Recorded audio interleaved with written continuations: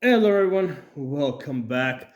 Today we're gonna do a Sig MCX Veritas mechanical evaluation. All right, so I'm gonna take this gun apart, and I'm just gonna kind of give you guys my opinion on, like how much of an improvement, I guess, is this over an AR-15? Okay, because this looks like an AR-15, but it's not an AR-15. Okay. Um, so one of the things that really make it stand out is, first of all, it is piston driven. Okay. And secondly, it does not have a buffer weight and a buffer spring back here, which allows you to flip this over, which allows you to side fold this like that. Okay. So you gotta put your thumb here, lift up, and you'll side fold. So I've never been a big fan of side folding stocks, but for a lot of people, it's a big thing. For AK guy, like all my AKs, I just have like M4 collapsible stocks on them. I don't have side folders, but for some people, the side folding thing is a big convenience. It makes it more compact. So yeah, I mean, this gun will fire with it.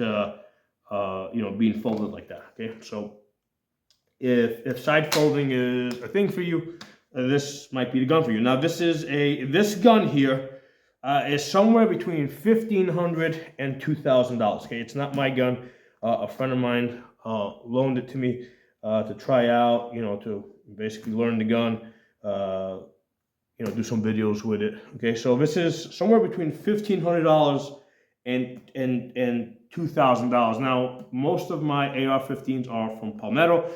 They're about $500. Okay, so the total cost of my typical AR-15 is what the Sig MCX considers a rounding error. Okay, this gun's going to be somewhere between $1,500 and $2,000, and somewhere in between there you can fit an AR-15. Okay, so as far as taking it down, you got the two pins here. Let's push these guys out. Hopefully they'll come right out. Okay. See if this guy wants to come out. No, I'm gonna need to get something to pull that out. Hold on, let me pause this. All right, so I'll just use the rim of a case here and just pull this out.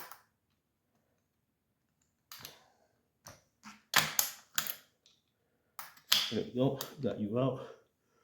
Okay, so let's talk about the lower. So is this a mil spec trigger? I've heard that it works with some mil spec triggers and it doesn't work with others. So if you have a favorite mil spec trigger that you want to put in here, you gotta make sure that it's going to work with it. Okay, so that's something you want to research in advance. But it looks mil spec to me. Okay, it looks mil spec. The safety selector looks mil spec. It does come with the two-piece design. So the left side lever and the bar that goes across are one piece, and then the right side over here, instead of having a screw that goes through it, there's a what do you call these things? A roll pin that goes through it. Okay, so to me, having a two-piece design is a lot better than a three-piece design, because if that roll pin were to fall out, okay, and this piece here were to fall off, well, I would still have a safety selector that works. Whereas if your safety selector is a three-piece design, if the roll pin falls off out of both sides, you're not going to have a working safety selector. Okay, so that's an important thing for me. Okay, so you got your bolt catch over here that looks like it might be like a standard mil spec. I mean, it's got different, it's a little bit more fancy, but I think the size looks like it's mil spec. It's got a magazine release on both sides. It comes through. You can see how when I push on this side, pushes through on this side. I push here on this side, so you have your ambidextrous magazine release, okay?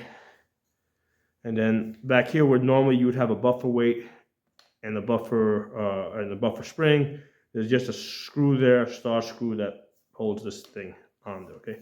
And then here, let me fold it up. So that lifts up like that. See how that goes together. Okay.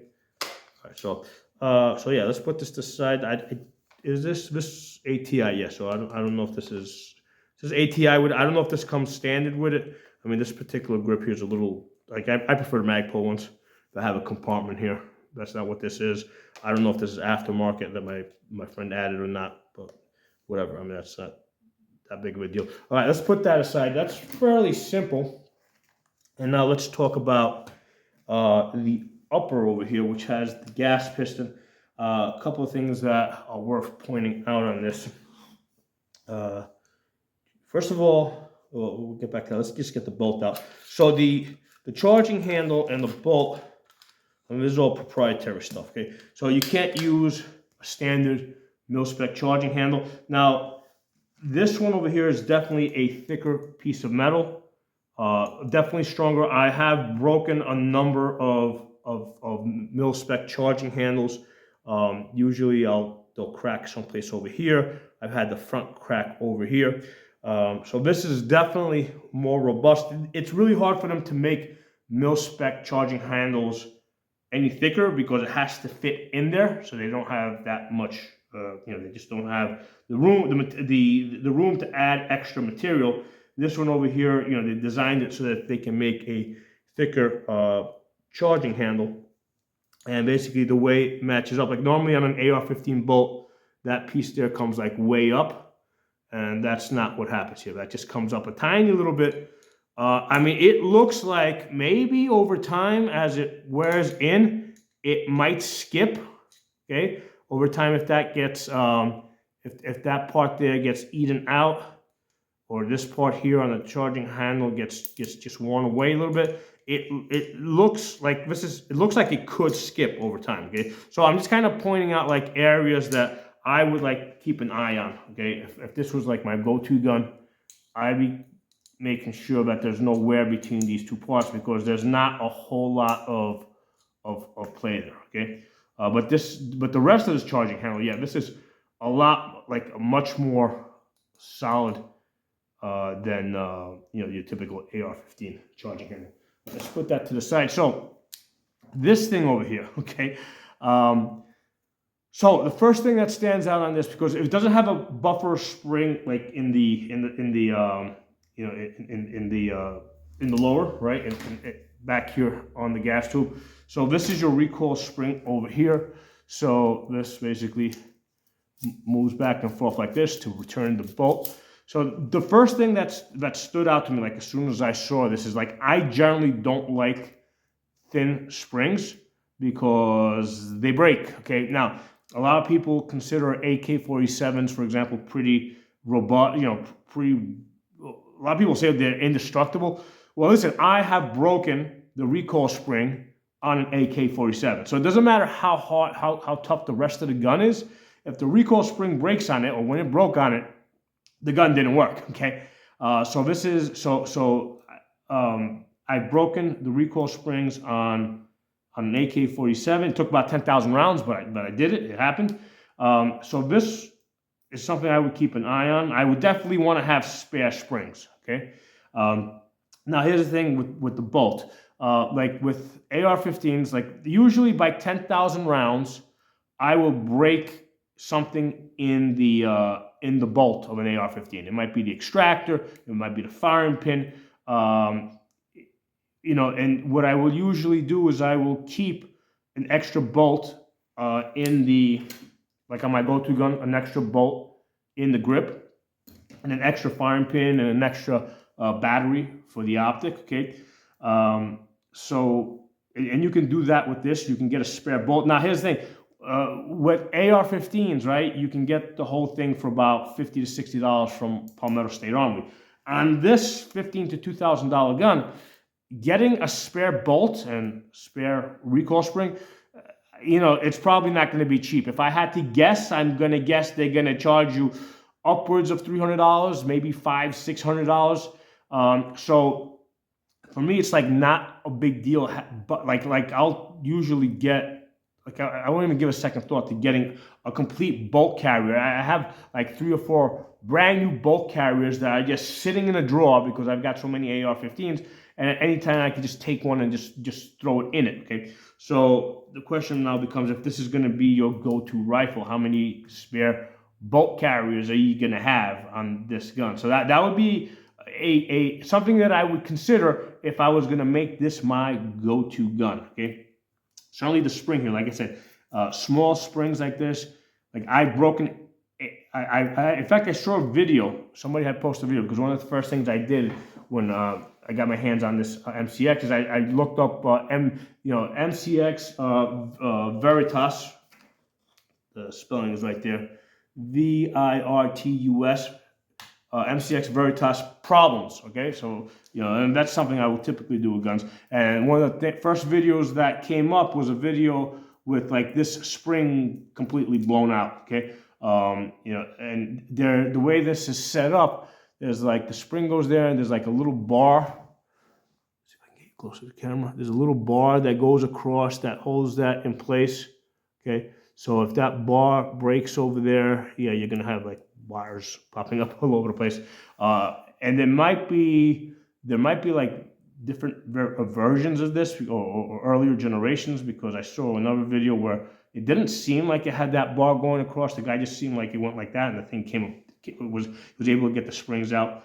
So this is something that, like, if this is a go-to gun, this is something I would keep an eye on. This spring over here, I would want to have a backup spring. Okay. This end over here, that's where the what do you call it? The piston hits. Piston hits here, pushes this thing back. Okay, so you can see here, it's like a little circle there. That's where that's where the piston impacts. Okay, so to take this apart, actually, I gotta bring something. I'm gonna get an Allen key just to push this out. Forgot to do that. Forgot to bring the Allen key I needed. All right, so we're not actually like using this Allen key here to unscrew anything. We're just using this to push out pins. Okay, so first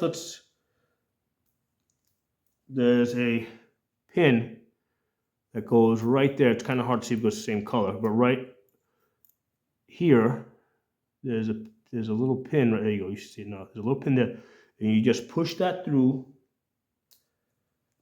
And be careful not to lose this. This is definitely something you don't want to do outdoors, okay? Put the pin there so you don't lose it. And once you push that pin there, what this does is this slides out. Hold on, first you gotta, there you go. Now here's the thing, this little hooky thing here, this actually locks the firing pin in place, which is like, I don't know why they have a firing pin lock. So the firing pin can't move. If anybody knows why they have a firing pin lock, let me know. I mean, why did they add this little extra piece here? Did they have a problem with an earlier generation? I don't know why there's a firing pin lock there. But once that piece comes out, this slides out to the side like this. There you go, slides out. You can see how these two pieces, see if I can get this in light. See how these pieces slide like that, right? And then these two pieces. So I'm not inclined to take this apart any further. I mean, I think you can clean this pretty good, just the way it is. Okay. All right, like I said, that's where the piston impacts. All right, so with the bolt carrier, well, I guess bolt carrier and bolt, it's got a really short bolt carrier, okay?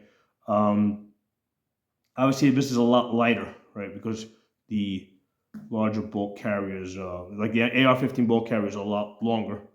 So now this has a pin here that, again, we're gonna just push out the pin that holds the firing pin in place, and it is retained. So you pull this out, it doesn't go any further than that, right? So it's retained right there, right? That holds your firing pin. So then you go like that, and now your firing pin falls out. So something really interesting about the firing pin, this has a spring, Okay.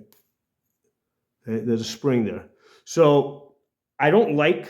I've had problems with like my AR9. My Palmetto AR9 uses a spring right there with the firing pin. And the problem that I have found is that these springs break. Okay. Now this, I actually did test it out. I went outside and I shot this. This will fire. I was able to fire 5 rounds, bang, bang, bang. This will work without the firing pin spring. Okay, this will work. Some guns may not work. This one may work. Now, the problem that you may have with this is if this does happen to break at some time, and I had this problem with my AR9, it's actually retained. Like when you push it back, it snaps into place, so it'll stay there. But the problem that I had with my AR9 is I've had this more than once. These springs break, and now I end up with these little bits of spring that are pull the cam out. So what happens is when that spring breaks, now I've got little bits of spring that are basically inside the bolt. And what I've actually had happen to me is that it forced the spring, the firing pin to get stuck forward in the out position. And when I chambered around, it just immediately slammed fired the gun. So that's one of the things I have learned over the years is anytime I send the bolt forward, I make sure the gun's pointed in the safe direction. I don't have it pointing up. Like I make sure it's pointed into the ground or into dirt. And the reason is because I have had a slam fire with the firing pin getting stuck forward, and then as soon as I release the bolt, goes forward, firing pin stuck forward, hits the primer, sets the round off. Now, with this design here, the way they've got it set up, okay, it seems like in the back, I don't see a way that, I mean, there's a little, it would be extremely difficult for a piece of this firing pin spring to end up in there. So it wouldn't end up in there. It might end up someplace in the carrier, but I don't see it getting stuck somewhere inside the bolt itself and forcing the bolt to, or causing a slam fire. So I don't see that. Okay. So, but anyway, I'm kind of prejudiced against firing pin springs because I have a number of guns that have firing pin springs. I think my Mark IV, my Ruger Mark IV has one. I had a couple of 22 ARs that have had them, and my CMMG 22 conversion bolt has them. My AR9s have them, and this is a point of weakness. These things break. Now, Sig may have made one to. This looks like it's a little bit thicker. It might be better quality. But the point is, I've had very bad experience in general with firing pin springs. So my point is that is something I would watch. This is a possible vulnerability. Okay, so let's get this guy. As far as the bolt and the cam, I mean, it looks. I mean, it's a different shape, right? It doesn't have the typical AR-15 bolt, tail over here, but it's a bolt. I mean. Right. The extractor looks like it might be AR-15 compatible. I don't know. It looks like it would fit that footprint. Okay. So let's get this guy back together. Okay, so let's drop this guy in. Okay, and let's drop the pin in. No, so the firing pin, the firing pin retainer slid closed. So slide that forward. Okay, so that's now in place. Okay, so that's easy enough, right? That's easy enough. That comes together. So now what I find the hard part is getting this together and getting this little the firing pin lock, which goes like this. It's gonna catch there, and it locks there. I'm curious. Like if anybody knows why, it goes like that. There you go. It locks like this. If anybody knows why they created a firing pin lock, please let me know. Get to the light. some shadows here. Okay, so let's get this guy back together. So what's going to happen here is that's going to first slide back in like this. Okay, so that slides.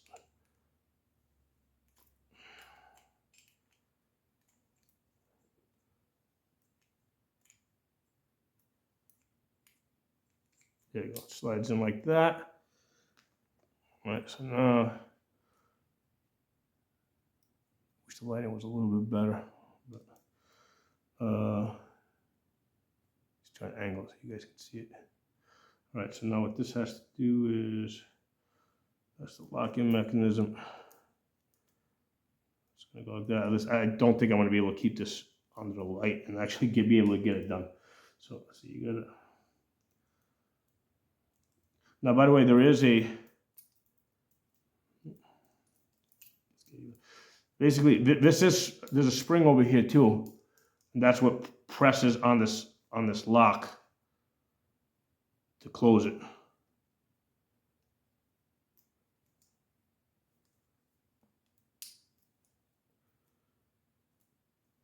So well, let me pause this camera because I'm not going to be able to do this easily right now. Okay, I got it back together. So as I said, it's not something I could do in such a way. So you can see how it goes forward like this.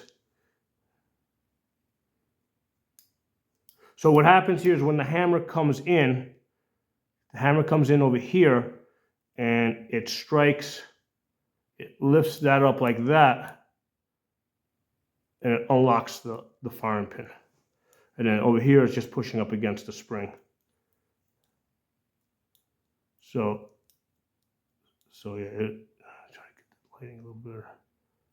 Here goes. That's how it unlocks. But all right, so let's put this aside. Like I said, the purpose of this video is just to kind of give you guys my thoughts on like the mechanical design here. You know, what are my thoughts, like how this thing sort of works.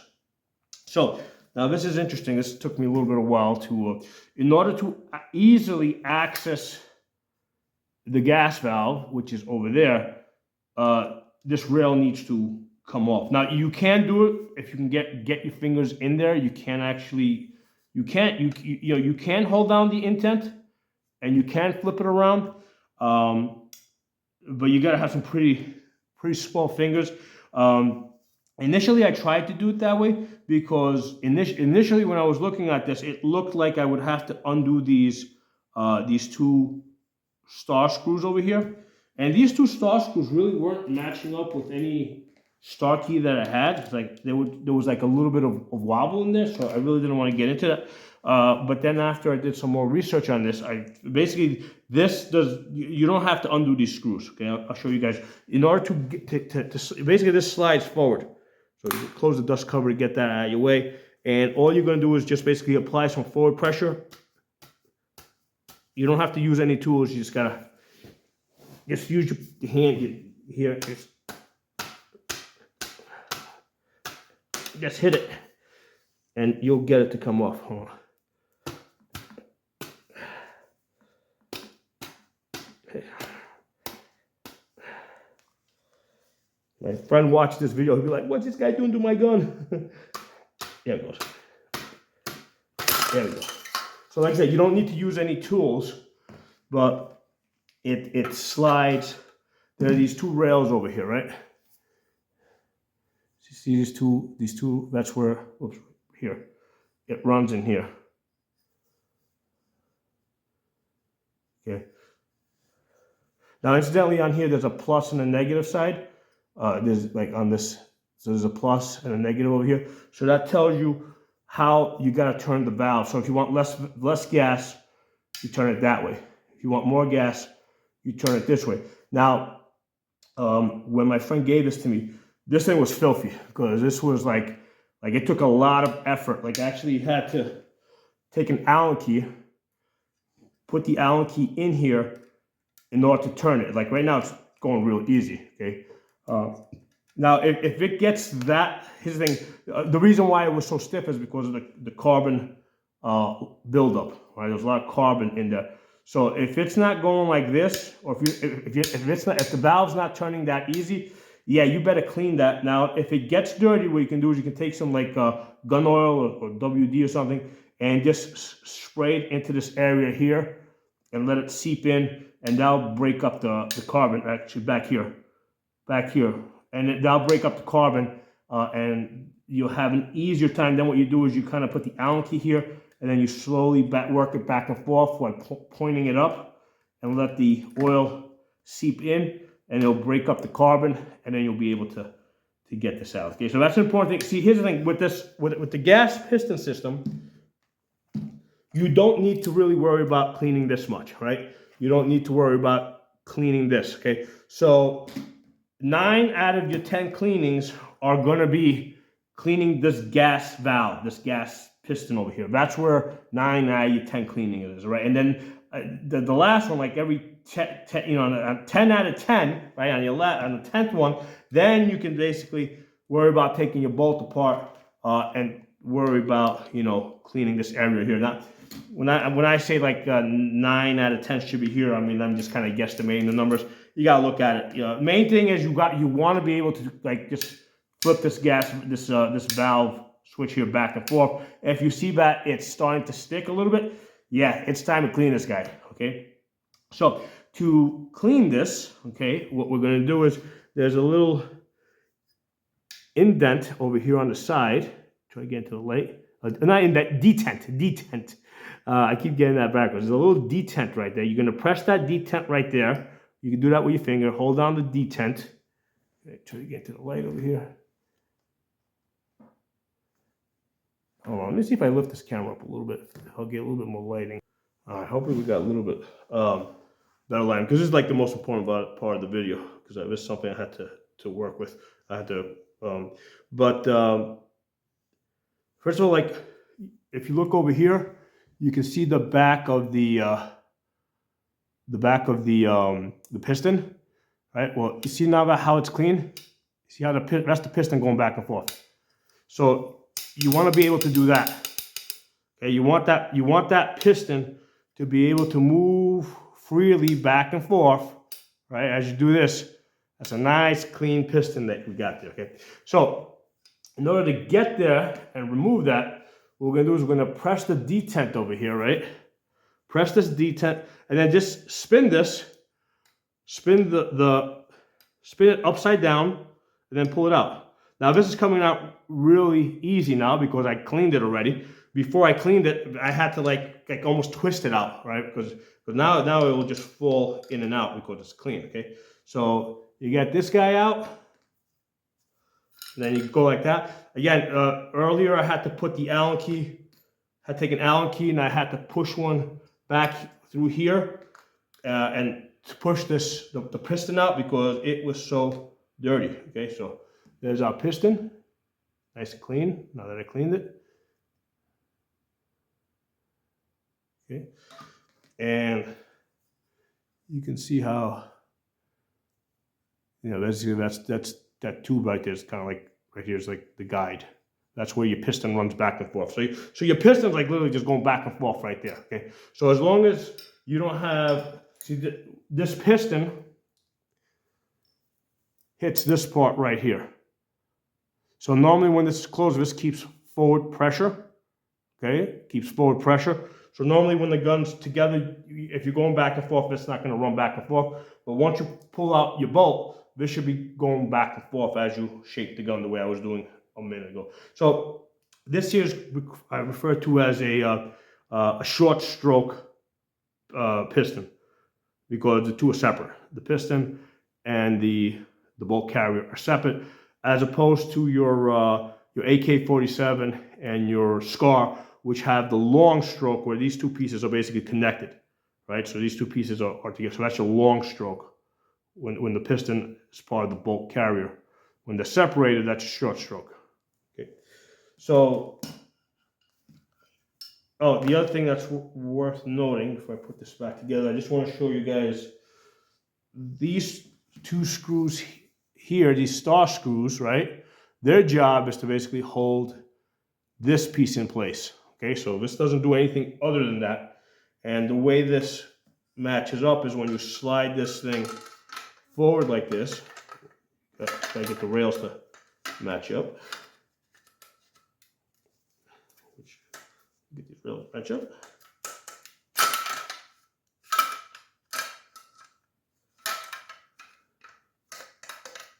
There you go. Once you get these two rails to match up, let me show you how this thing goes over there. So you see how that piece slides in between these two pieces right there.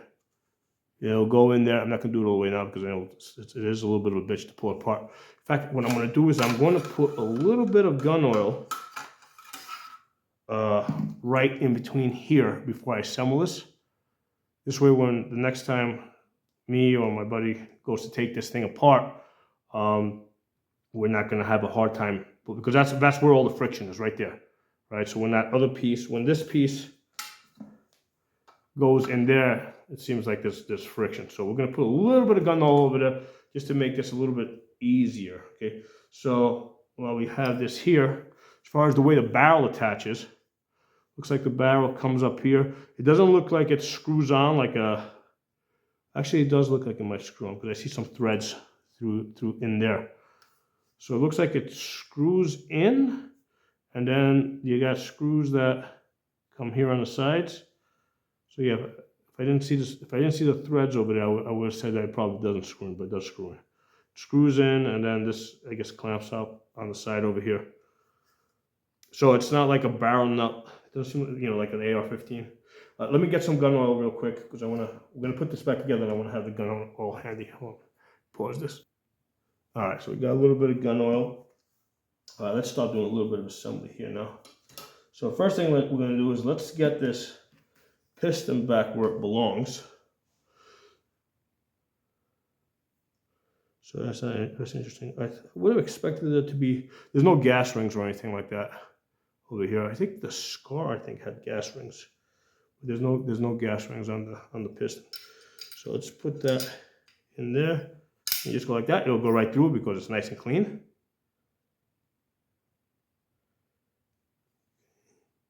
All right. I suppose like you could put some gun oil there.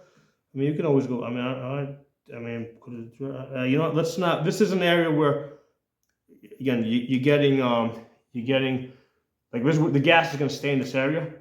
So I don't want to put oil there because, I don't know, maybe it'll get even dirtier if I put oil there. Let's not put oil there. What I am going to do, though, I am going to put a little bit of oil. By the way, these are the two holes over here. Because you have two settings. One's supposed to be suppressor and the other one's standard. These two holes are like almost exactly the same size. Like I can't tell the difference between these two holes.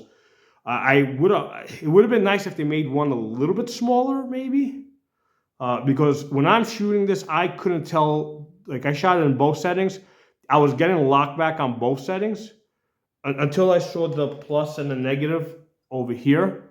I didn't know which way was the less gas and which way was more gas. So like I was shooting 150 grain, 300 blackout, because it is a 300 blackout gun, and I couldn't tell which setting was giving me less gas and which one wasn't. So I think that they could have, should have, maybe made one of those holes a little bit smaller. Other thing is, I think they could have like I'm sure like there's an aftermarket valve that has more holes that, you know, spins around. So that might be something that you might be interested in. What I'm going to do with this, right?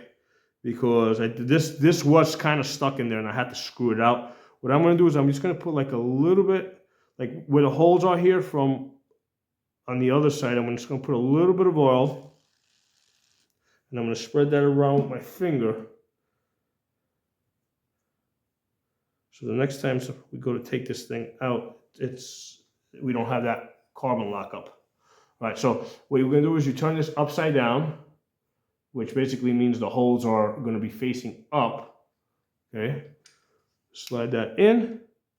Then you just rotate this. You can push on the detent here. And there it goes.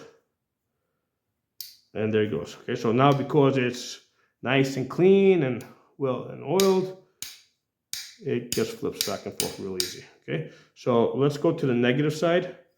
I'm going to flip it to, like when you're looking down the barrel, like from the back, looking forward, it's to the left, right, for less gas, okay?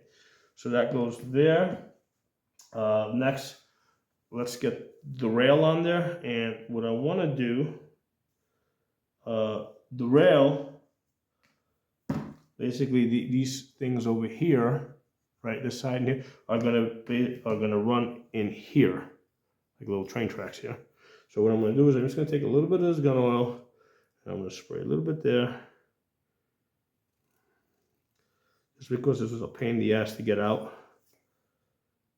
I didn't have to use any tools or anything, but it still took a little bit of work. And I'm going to put a little bit in here.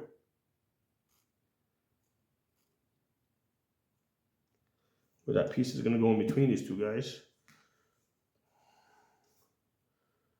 Now let's spray this down.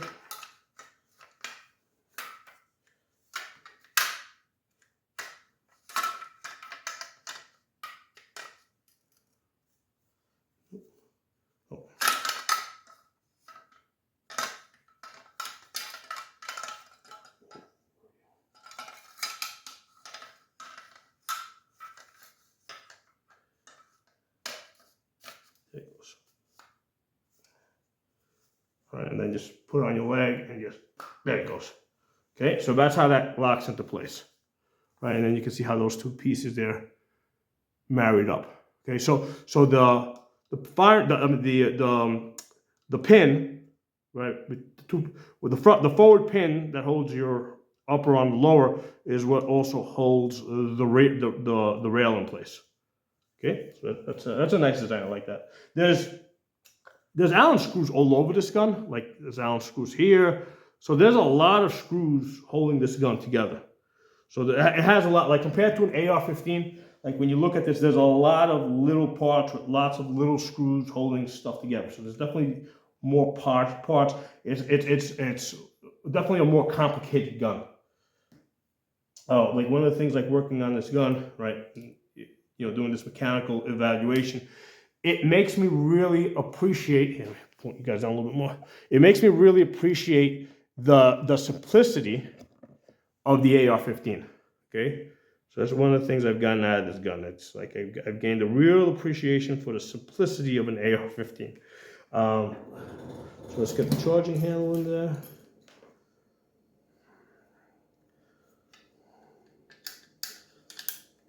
Okay. Make sure pull the bolt forward.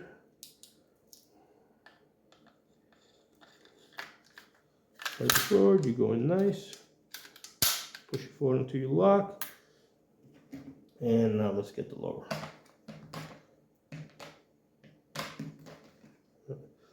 Pull this pin out. So this has the way they made this is a pin there. I mean, I don't know what you call it, but it sticks out so you can grab it. Close the dust covers. Put that there.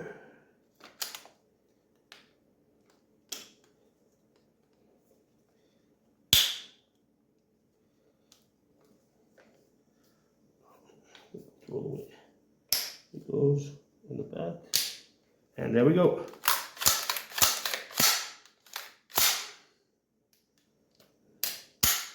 Function test.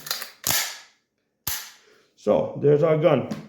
So I wanted to just, like I said, just to point out a couple of things that were interesting about this gun, right? Now one of the other interesting things is because of the whole gas, the piston up here, it forces the rail to be a lot bigger, okay? So if you're grabbing this like this, compared to like a standard AR-15, this thing is wide, okay?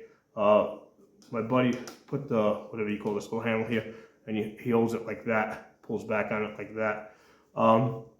So that's one of the things to be aware of. And the same deal on the Scar is when you go to a piston system, the rail gets really wide. Seems like there's room on the bottom here, right, in the bottom side. So if they wanted to make this a little bit thinner, you could have basically brought the bottom up. They can't do anything with the top side because the piston's up there, but on the bottom side, they could have brought that up a little bit, like you know, I mean, it would have took, yeah, because it wouldn't have matched up back here, so, you know, they would have had to almost like re-engineer this somehow, whatever. I mean, but that's just a thing to be aware of. That this, when you go to a piston gun, the rail ends up being very thick if you're holding it like this. If you're trying to take a C-clamp, right? Because normally with this you hold it like this. If you're trying to take a C-clamp over the top like that, yeah, it's a little awkward. Okay, so C-clamp is not going to work so well on the piston gun. I have not had a chance to try out like the HK 416 or the civilian version of that, whatever that number is. I don't know, and have not had a chance to try that out. I don't know if they have the same thick rail or if they came up with a, you know, with some other solution. So, I mean, what do I think of this gun? It is a super cool gun, man. Do I recommend it? Okay, so here's the thing, man. I mean, like I said, $1,500 to $2,000. Yeah, dude, if you got money to piss away, sure, why not, man? If you're, you know, I mean, is it like I've shot? It's a 300 blackout. I've done a bunch of shooting of this. I mean, is there anything that this is doing that I can't do with my $500 AR-15? No, man. It's, you know, I mean, it's. I think the best I've gotten is 1.5 inches.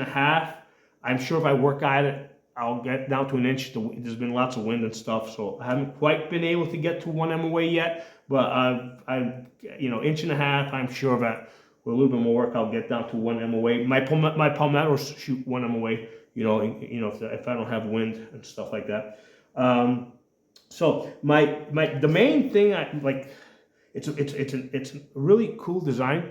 I think like I did a whole bunch of videos on the 300 blackout, and I think that the 300 blackout for most like ammunition that most people are gonna buy, right? You know, something that's like, I don't know, like $22 a box of 50 rounds, right? Because you can get it in 50 round boxes, or like let's say $10 to or $11 for a 20 round box. Most 300 blackout out there it has exactly the same energy as I have measured in the chronograph in the 16-inch barrel. That's a 16-inch barrel as 223 5.56 target ammo. Okay, so I'm coming in somewhere around 1,100 foot-pounds with the 300 blackout. Obviously, if we're now, there might be some hot 300 blackout loads out there. Somebody because I was shooting 150 grains. Somebody recommended go down to the 125 grains, and that will give me the power. Actually, let me pause the camera. Let me. All right. So as I was starting to say, my thoughts on this one is in 300 blackout, 16-inch barrel. I think that the ammunition is not good enough for this like this upgraded design. Okay, I think that and same thing with 5.56. Like you can get 5.56. You know, with most target ammo, you're gonna get like whatever, like 1,100 foot-pounds in 16-inch barrel. Yeah, with the green tips, yeah, we can get. I mean, I can get up to 1,200. But same thing was like with the both 5.56 and 300 blackout. It's like, yeah, I mean, shooting this, the recoil is really nice. It's like you can barely feel the recoil. I mean, it's there, but it's you know, for a piston gun, because a lot of times people say with piston, piston guns tend to have more recoil because you got more weight moving back and forth. But definitely not the case. This is definitely on the lighter side of recoil. The SCAR, which is also a piston gun, I mean, that kicks like a mule compared to my AR-10. Okay, so and this is mostly caliber issue here now. So with this in 300, this thing is really smooth, light recoiling. But as I was starting to say, I think that like the caliber, whether it be 5.56 or 300, is not good enough for such a like space age, like new modern design. What I would like to see for this is maybe a 6.5 Grendel, right? But where you have this like a $1,500 to $2,000 gun, right? I want to be able to shoot this to 1,000 yards, okay? So if I was gonna buy or recommend the this Sig MCX Virtus, $1,500 to $2,000, I would say, you know, see if they can make you like a 6.5 Grendel, which is not, you know, a 6.5 Grendel works on AR-15 lower, okay? So we can get out to 1,000 yards. The energy on that, on the cheap end, is somewhere like on the cheap end, like if you're shooting wolf, is going to be somewhere around 1,400 foot-pounds on the cheap end. So we're already at the high end of 300 blackout, okay? And then that can go on the higher end, that can go up to 1,800 foot-pounds, okay? So with the 6.5 Grendel, we're still on an AR-15, you know, power level, right? And we can shoot, you know, we actually have the power. You know, we actually have, on the low end, we have 1,500 foot-pounds, and we can get all the way up to 1,800 foot-pounds. If I'm going to pay $1,500 to $2,000 for a gun, yeah, you know what? I want the 6.5 Grendel. That's what I would recommend. Oh, it's got that 3-prong thing over there. I mean, I can't tell the difference when I'm shooting it. That's a 3-prong. But yeah, that's what I would recommend. It's a very interesting design. I like the, you know, I kind of like the piston system. I mean, it does make the rail thicker, like I said before, right? If you're trying to take a C clamp, that definitely makes it thicker. But yeah, if I was gonna get this or recommend it to somebody, I would write Sig and tell them to, you know, kick out a 6.5 Grendel version. But yep, my thoughts on that. Drop some comments below. Let me know what you guys think. And like I said, this is new to me, right? I've been playing around with this, I think, now for about 2 weeks, 2.5 weeks, something like that. So this is new to me. So I'm not like the expert here. So if you guys have any additional information, please add it. Something worth noting here, it's got M-lock here, and it does have, try and get in the light. There we go. It's got the QD points, but steel. Like normally on a lot of the Palmetto and budget ARs, you have QD points in the rail, but it's in the aluminum. If you use it enough, the aluminum is going to wear out. So what I'll usually do is I'll put a point like that, right, on the M-lock, rather than going to the aluminum. On this one, you could actually go into it because that's steel. So it has a steel QD point here. So that's really nice. And it has one on the stock back here, both sides. That's something that when I did the SCAR video, SCAR 17S, I was complaining about the SCAR 17S. They should have QD points in the stock of the SCAR, okay? As well as up there somewhere. I mean, they got these loops to put like H&K hooks, but I think that for the $4,000 that they charge, at this point, they should also have, they should do what the Sig did over here with the steel QD points. Okay, so really nice gun, very interesting. I've did one video, I think, where I was shooting this. I'll definitely plan to do more, but I wanted, the first thing I did is, since it's a 300 blackout, I wanted to do a couple of videos on the 300 blackout because that's a new caliber for me. I wanted to really familiarize myself with that before I got to this, which made sense because after having shot the 300 blackout now for 2.5 weeks, I'm like, yeah, you know what? 300 blackout is a nice light round. You know what? I think let's go 6.5 Grendel on this, right? If we're going to be, especially if we're going to be paying that much money. So that's why I had to learn the 6.5, the 300 blackout first before I really got too deep into this gun and start really talking about this gun. So anyway, drop some comments. I'll talk to y'all soon. Get back to my workout now. We'll get started rather.